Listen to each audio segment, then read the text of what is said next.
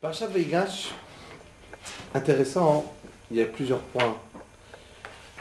On est dans une paracha où ça a l'air un petit peu, d'un côté, on est en plein suspense. Ça se finit entre la paracha la semaine dernière, parashat Miketz, et on arrive parashat Vayigash. La jonction entre les deux parachiotes, c'est très simple, pour faire vite fait. C'est Yosef qui ne se dévoile pas à ses frères, et il montre comme quoi il les soupçonne d'être des espions, et donc il demande absolument de faire amener Binyamin. Et après qu'il va amener Binyamin, pour prouver qu'ils ont raison, qu'ils ne sont pas des espions, alors il fait tout un trick, il les renvoie, et il cache la coupe de vin dans le sac de Binyamin, et il leur dit allez-y. Et quand tout à coup il envoie des envoyés pour venir vérifier qu'est-ce qui se passe, où il est rentrez encore de place. Il essaye il envoie derrière courir après eux pour chercher après Binyamin. Il ouvre le sac de Binyamin et tout à coup on voit que Binyamin, comme s'il avait volé. Il faut se rappeler une chose dans la paracha de la semaine dernière. On voit que Yehuda, il avait dit à son père, je suis garant de te rendre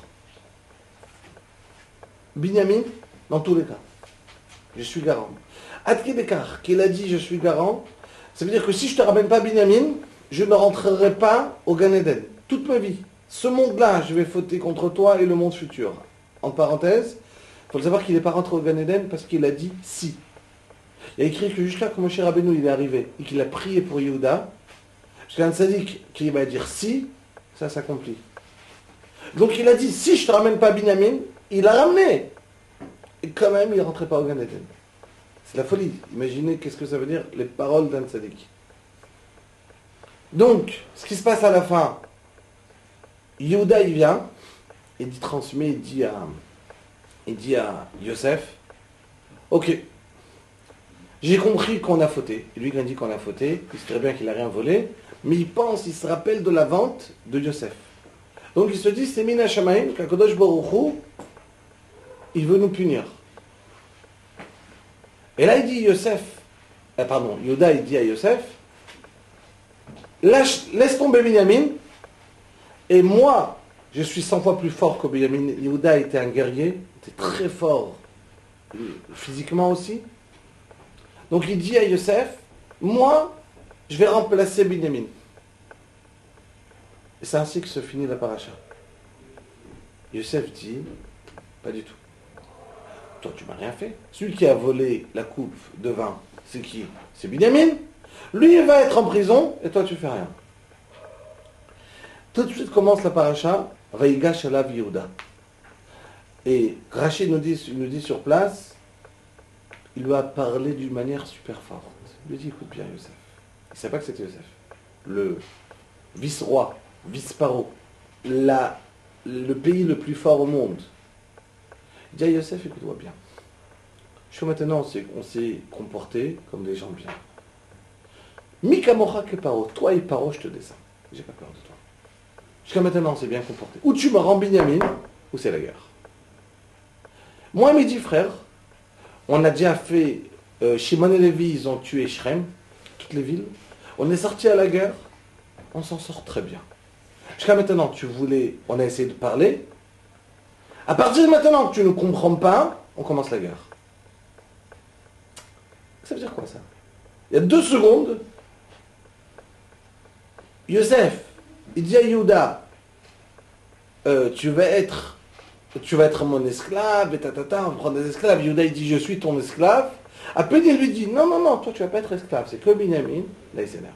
Il lui dit, je sors à la guerre. C'est quoi ce... Vous comprenez la question? C'est pas possible.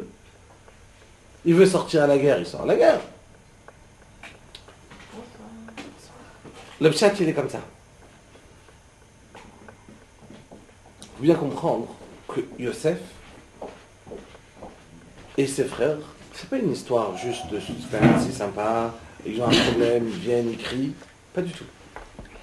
Les frères de Yosef, ils ont compris que c'était une punition d'Akadosh Baruch Hu pour ce qu'ils avaient fait. Donc tout le temps qu'ils voyaient la punition sur eux, s'abattre, ils vont pas aller contre Hachem. Ils comprennent que c'est Min Hashamayim. Mais du moment que Yosef vient et dit « Je veux que Binyamin, tout le reste partait tranquillement », ça prouve que quoi? Est-ce que Binyamin faisait partie de la vente de Yosef? Non. Donc ça prouve que quoi? Que c'est pas une question de une punition d'Hachem. Mais juste ça prouve que c'est un qui va faire du mal à l'autre. C'est Yosef qui va faire du mal à Binyamin. Là, Yehuda, il lui dit que si c'est une question, c'est pas une punition d'Hachem, sache que moi, vers toi, je t'explose. J'ai aucun souci. J'ai pas peur. C'est ça qui est magnifique un petit peu. On revoit tout le temps que Yosef